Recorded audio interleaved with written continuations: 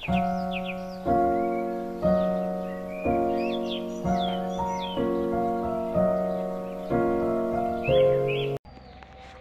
আলাইকুম এভরিওয়ান। যে বন্যার বাঁধটা ভেঙেছে আমাদের পরশুরাম উপজেলায় নিচকালিকারপুরে, আজকে আমরা সেই স্থানে যাব। সেই স্থানে যাওয়ার জন্য প্রথমে আমরা একটা রিক্সা নিয়েছি। রিক্সা থেকে আমরা একটা টমটম নিয়েছি। তারপর সেখান থেকে যাচ্ছিলাম, যাওয়ার পথে অনেকগুলো ভাঙা সমুদ্র দেখতে পেয়েছি, অর্থাৎ খাল দেখতে পেয়েছি। এগুলো নাকি অনেক শুকনো ছিল, চিকন ছিল। পরবর্তীতে এই যে বন্যার পানি, এগুলো কিন্তু অনেক চওড়া হয়ে গেছে, মানে স্থানীয় যারা আসছিলেন তারা বলছিলেন, এবং অটোওয়ালা মামাও আমাদেরকে একই কথাটাই বলছিলেন। যেতে যেতে আমরা প্রায় অনেকগুলো গ্রাম পার হয়েছি, প্রায় 5টা থেকে 6টা গ্রাম আমাদেরকে পার হয়ে ওই সেই স্থানে যাইতে হচ্ছে। গ্রামে যেতে যেতে ভিডিও করলাম যে প্রায় সব গ্রামের অবস্থা খুবই খারাপ, রাস্তাঘাটের অবস্থা অনেক বেশি শোচনীয়। তারপর আমরা আস্তে আস্তে সেই স্থানে পৌঁছাবো। সেই স্থানে পৌঁছতে কিন্তু আমাদের প্রায় 1 ঘন্টার সময় লেগেছে, শুধু পরশুরাম উপজেলা থেকে। সেই স্থানে এটা নাকি স্থানীয়রা বলেছিল যে এটা শুকনো চিকন ছিল, মানে কিছুটা পানি ছিল, কিন্তু এটা এমনভাবে পানির স্রোতে ভেঙে গেছে যে এখন পুরো একটা বড় খালে পরিণত হয়ে গেছে। পানি এখনও কিন্তু বিশেষ প্লাবিত হচ্ছে, ওই দিক থেকে এখনও পানি কিন্তু আসতেছে, ভারত থেকে পানি কিন্তু এখনও আসতেছে। ওখানে প্রচুর মানুষের ভিড়, প্রায় 100-র উপরে ছিল মানুষ।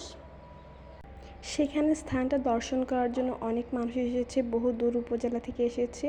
আর ওইদিকে ভারতের বিডিআর ক্যাম্প দেখা যাচ্ছে, যেখানে এখনও ভারতের বিডিআরগুলো অবস্থিত আছে। এগুলো এই সীমানাটা কিন্তু ভারতের সীমানা। তারা খালটা কেটে দেওয়ার পর বাংলাদেশের যে বাঁধটা ছিল সেটা ভেঙে গেছে। আর ওই পাশে ইন্ডিয়ার কিছু মানুষ জাল দিয়ে মাছ ধরতেছে। চারপাশে কিন্তু এখন প্রচুর পানি।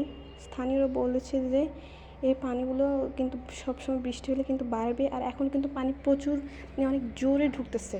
ভারত থেকে পানি এখনও প্রচুর পরিমাণে আসতেছে।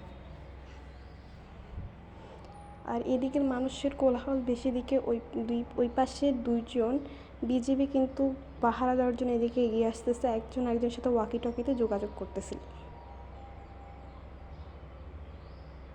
আর ওই পাশে ভারতের কিছু মানুষ জাল দিয়ে মাছ ধরতেছে এবং কেউ কাটতেছে। এদিকে প্রচুর মানুষের ভিড়, সবাই ছবি তুলতে ব্যস্ত। আর এদিকে এই দাদাটা বলতেছিল যে কিভাবে ওরা কি করছে।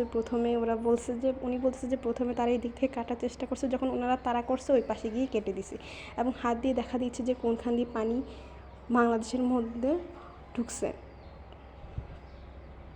তিনি আমাদেরকে অনেক কথাই বলেছেন, অনেক কিছু বুঝিয়ে বলে দিয়েছেন যে কীভাবে পানিগুলো আসলো এবং কীভাবে পানি ফেনী পার হয়ে গেছে, এগুলো সব বলতেছিলেন। ওইদিকের মানুষ খুবই ক্ষেপে আছে বিডিআরদের উপর। এদিকে ইনি তো ওনাদেরকে যা পারছেন সেভাবেই গালিগালাজ করতেছেন। এই পানির স্রোতটা কিন্তু এখনও অনেক বেশি। আজকের মতো এখানে শেষ। অবশ্যই আবার নেক্সট ভিডিওতে আমাদের দেখা হবে ইনশাআল্লাহ। আল্লাহ হাফিজ।